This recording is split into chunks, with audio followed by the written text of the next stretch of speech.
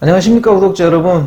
오늘은 화물차 사태가 장기전으로 들어가고 있어서 여기에 대해서 대표님하고 한번 인터뷰를 해보도록 하겠습니다. 먼저 대표님 본인 소개 좀 해주세요. 예, 안녕하세요. 전국구 영업용 갈산성사 이원복입니다.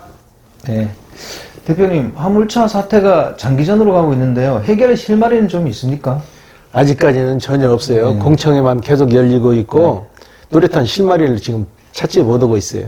네.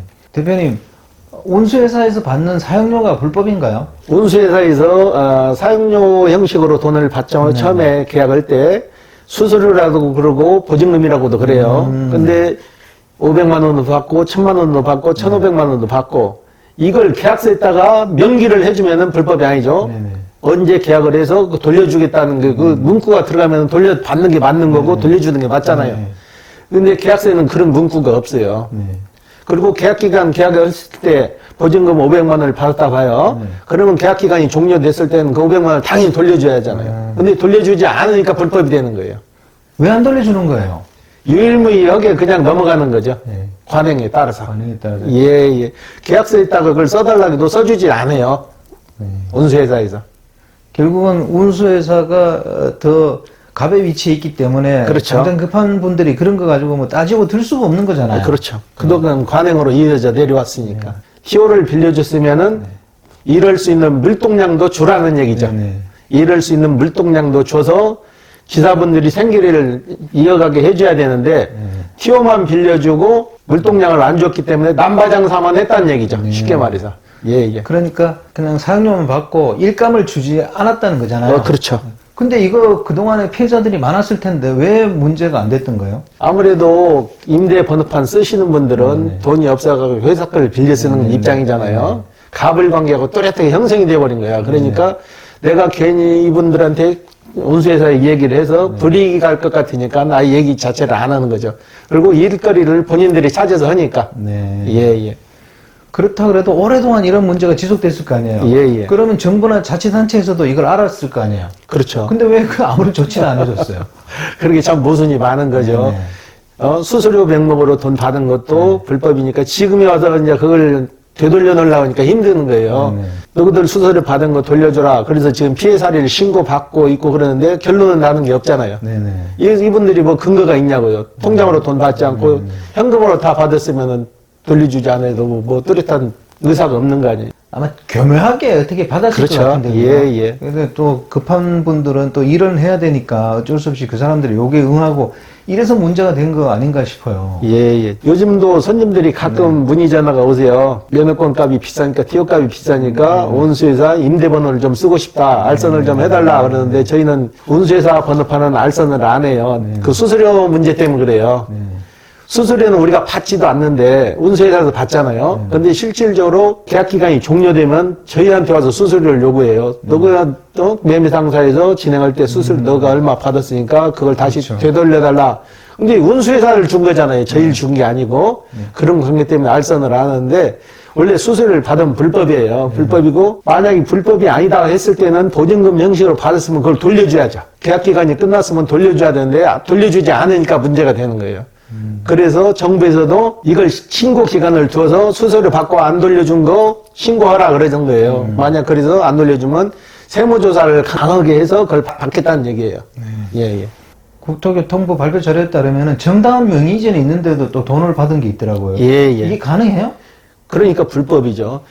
예, 그리고 전에 손님도 그런 피해 사례를 신고하신 분이 있어가지고 저희 사무실 오셔가지고 저희가 해결을 해드렸는데 운수회사가 고질적으로 번호판 장사를 계속 해왔잖아요.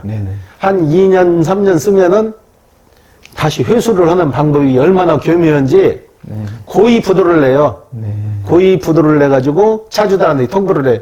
우리 회사가 부도 났으니까 너희들 차 가져가라. 그러면 차밖에 못 빼놓는다고. 번호판은 회사 거니까. 그리고 법인만 바꿔갖고 또 임대를 하는 거야. 그런 사례도 봤어요. 참 교묘하네요. 예. 그리고 또 그 자료를 보니까 등록된 사무실 주소가 아닌 데서 또 이렇게 영업을 한 것도 있더라고요. 맞아요. 컨테이너 하나 놓고도 영업하고 차고지가 있어야 되는데 차고지 없는 데서 영업하는 운수회사들이 많아요. 아니 근데 그런 거는 뭐 이렇게 관청에서 이렇게 점검하지 않나요? 점검해서 과태료 정도 받고 다시 또 시행하고 그런 것 같아요. 네. 예. 계약 기간이 끝났다고 가져오라고 그래가지고 다시 연장해주면 되는데 연장할 때 다시 또 순서료 내라, 보증금 내라. 번호판을 안 주니까는 저녁에 와서 몰래 뜯어가지고 그 사례도 나왔잖아요. 번호판을 몰래 뜯어가가지고 그걸 못 쓰게 만들고 예, 그런 사례도 있어요.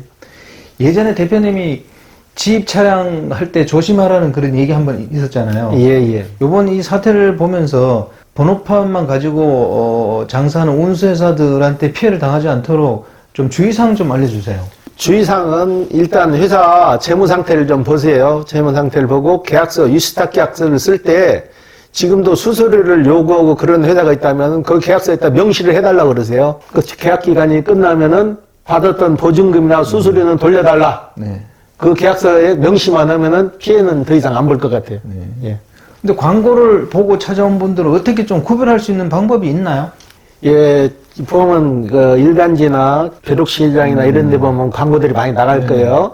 1톤차 기사 수입 얼마, 네. 완제 다 제하고 완제 500만 원, 네. 600만 원, 뭐 1000만 원 이렇게 나온 기사들이 많이 있어요. 네.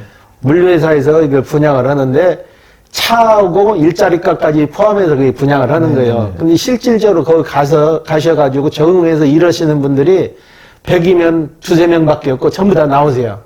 못 견딜 만큼 힘들어요. 네. 그리고 그 금액에 실질적으로 500만 원, 1000만 원 보장했다는 건 그건 거의 다 황이에요. 네. 예, 그거 될 수도 없는 문제고 쉽게 말해서 용달 차이 갖고 보장 순수 보장에 500만 원, 1000만 원 넘으면 안 올 사람이 누가 있어요. 근데 실질적으로 가면은 그게 이루어지질 않는다고.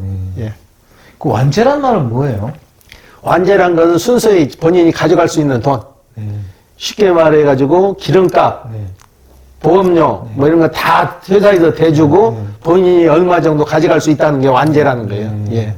완전 제하고 가져가는 순수입을 얘기하네요. 예. 그런 건 정말 조심해야 된다는 거죠. 그렇죠. 그런 거는 사기가 거의 많아요. 실질적으로 가서 당해가지고 결국은 완제해서 갔는데 실질적으로 그 적응을 못하고 나오실 때는 일자리값까지 다 포함돼서 그 받는 거예요. 쉽게 말해서 완제 1000만 원 했을 때는 차 가격이 500만 원짜리도 차값 2천만 원, 일자리값 3천만 원 이상 5천만 원에 그렇게 매매를 했다 이거예요. 근데 실질적으로 내가 그 회사에서 적응을 못하고 나올 때는 차밖에 못 갖고 나온다고.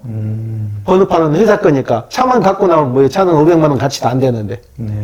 일자리값까지 부풀려서 그래 받는 거예요. 그게 오랫동안 이렇게 이 화물차 시장에 존재하던 문제 아닌가요? 맞아요. 근데 건실한 업체도 많이 있죠. 아, 건실한 업체들도 많은데 그렇지 못한 업체들이 더 많다는 얘기죠. 그렇죠. 예. 그럼 건실한 업체는 또 어떻게 좀 찾아가면 취업을 할 수 있을까요? 미리 가서 돈을 치르고 계약을 하지 마시고 네네. 사전 정보 조사를 좀 하시라고 선탑을 해서 며칠이라도 좀 네네. 쫓아다니면서 실질적으로 그 돈벌이가 되는지도 좀 보시고 네네. 그걸 자꾸 조건을 얘기를 한번 해보시라고. 네네. 그냥 무작정 여기서 완전 1000만 원이다 하면 그 말만 믿지 마시고 그러면 선탑을 기회를 주십시오 해가지고 며칠이라도 좀 따라다니 보시라고.